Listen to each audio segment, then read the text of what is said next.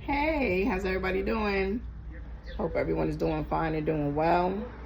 As for me, I'm doing very well, and I just came on here to talk today. So, today is Father's Day. I'm not a big fan of Father's Day, not a big fan of Mother's Day. A lot of this society stuff I'm not a big fan of. But I have some good memories of these society holidays or whatever. And, you know, I'm not a big fan because my mom passed when I was 11 and my dad passed when I was 13. So by 14, both of my parents were deceased. But, you know, time goes on and life goes on. Okay, cool, fine and dandy. And through it all, I have addressed my childhood trauma. Okay. I'm living in this world. These holidays, these days come about. Okay, cool, fine and dandy. And I adjust and I make sure I'm good. I check myself on these days mentally. And today, I did good. I thought about my dad. I wished him in spirit a happy Father's Day. I talked to his picture. I gave his picture a kiss. And I listened to his favorite song. At least one of the favorite songs that is his that I know of that we danced to when he was alive. But, you know, childhood trauma is a bitch. And what's even worse than childhood trauma is unaddressed childhood trauma. You know, if I never really sat down and felt this and went through the motions, now when I was younger, you know, I had more elders around me and more family around me. Okay, cool. But as I got older, I realized I need to get some help with it because I didn't want to continue to feel, you know, the pain and the trauma and the loss, and it turned into like abandonment issues as far as growing up without them. And I get it. But unaddressed childhood trauma, I say it all the time, it shows up. It will show up. You can't bury it with drinking. You can't bury it with smoking. You can't bury it with shooting up any type of drug.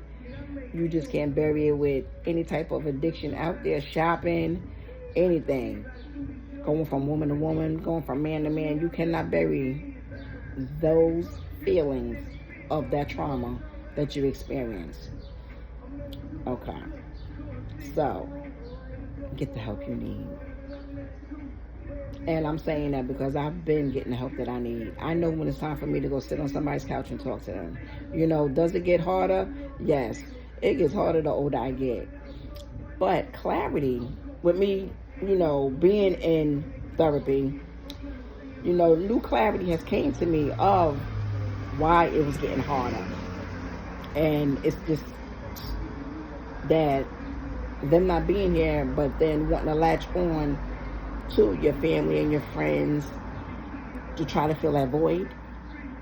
And then when you're disappointed and get hurt, it's like, damn, don't they know this, that, and the third or whatever? But then it's like, it's like, I had to do more work on that. I had to do more inner work on that with that.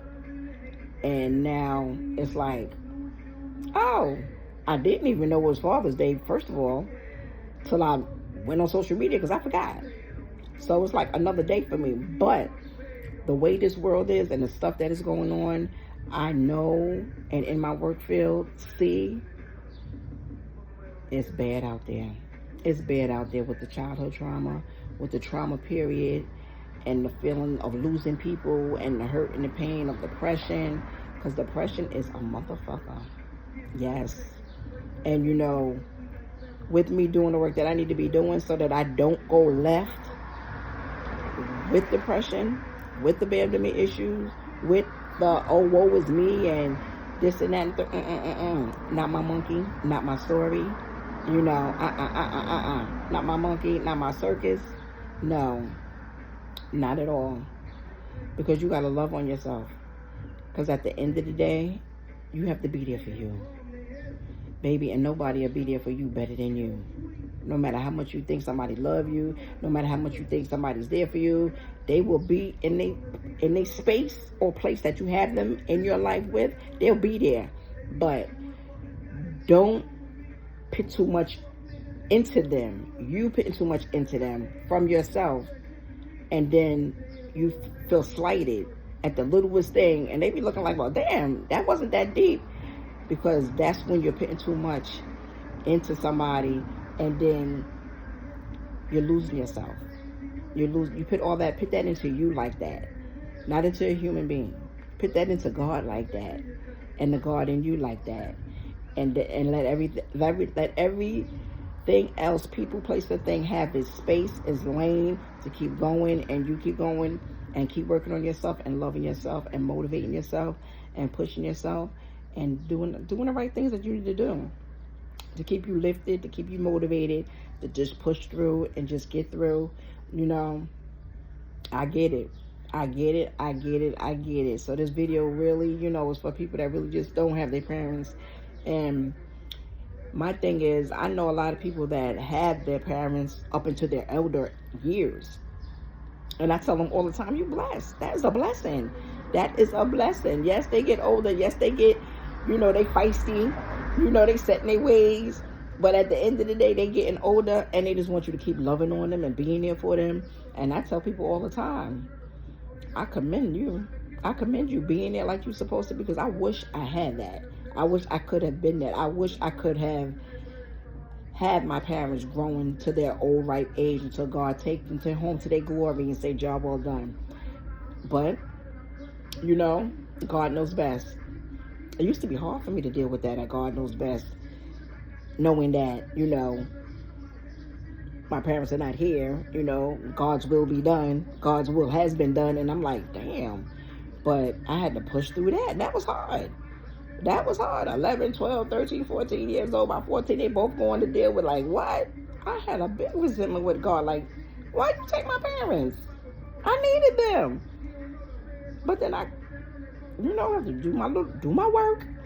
Do my relationship with God. Reading his word, his creation. What he put here, what he take away. Everything was written. So I'm like, okay. It was all right. Your will be done. It was written. And I got to deal. I have to live and deal. And that's what I did. That's what I've been doing. That's what I'm still doing. With the help of therapy and without the help of therapy, different type of, tools to take care of myself, take care of my mental, dealing with stress when I have to deal with stress, know how to take care of myself through the stress, paying attention of what can stress me, in this world, people, places, and things, and, these holidays and stuff like that, they exist. I'm living here. Okay, cool. Do what's best for me during those times. And just take it from there. So if you still have your parents, love on them. The field I'm working in, I'm dealing with grown adults. Oh, I'm not speaking to my mother. I'm not speaking to my father. No, F them. And I'm just like, baby. That's not a good look. Because no matter what, those are your parents.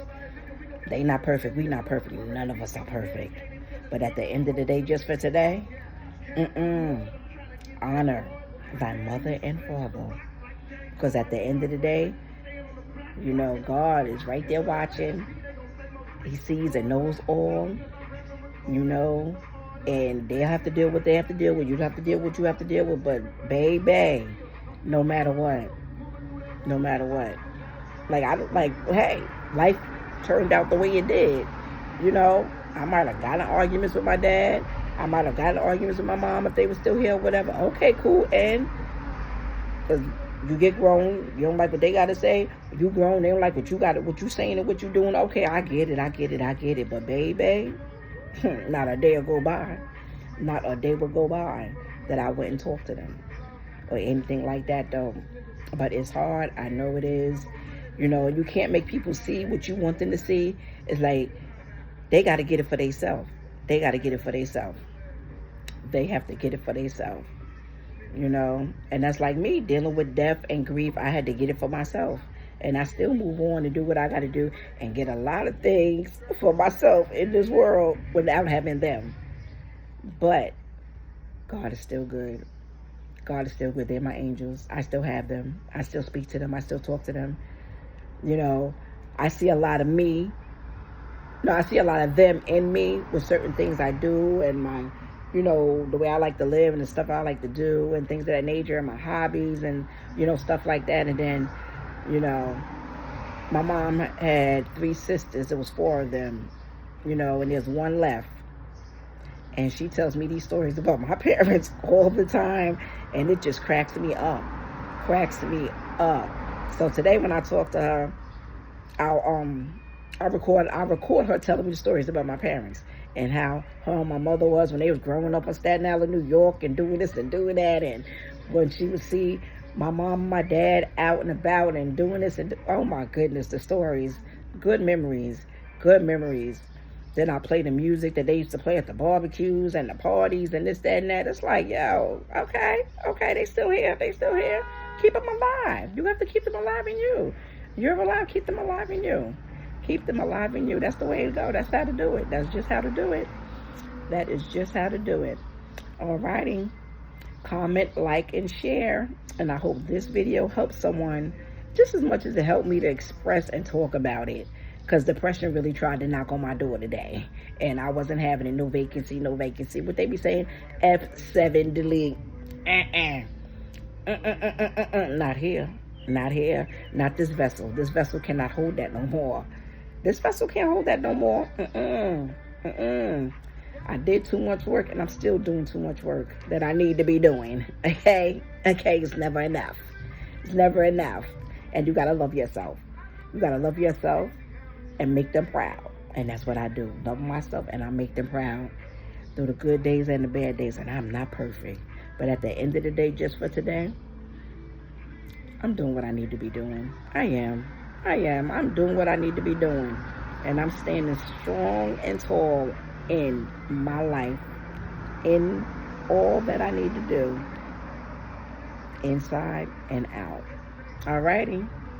Like, comment, and share. Let me know how you like this video. Let me know if you can relate to this video. You have anything you want to say, anything you want to ask me about me, myself, my life, you know, depression, being in therapy, any tools or keys that you might want to ask me, how I do it or how I get through it, anything like that. But I'm going to tell you first and foremost, baby, get the help. Don't be ashamed. Don't be scared. And then with technology, they say you could have a therapist on the phone and you ain't got to go into their office, or you can do it on the phone. You ain't even got to talk to them. You can do it through the phone, through the video, and you can see them. They can see you. However. And you got a close friend you can confide in, and they can hold you while you cry that pain out. Do it. Do not hold it in. Because I tell you, they try to say what they be saying. Not try to say, but they be saying like, stress is the #1 killer.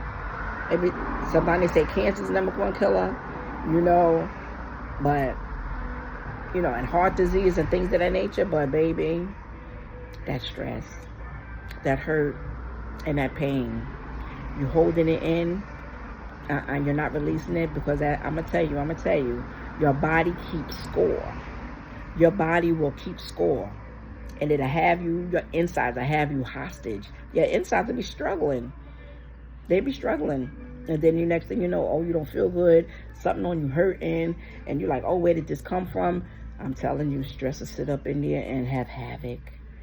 It'll have havoc on you. It really will. Alrighty. Love y'all. Stay safe. Talk to you soon. Peace.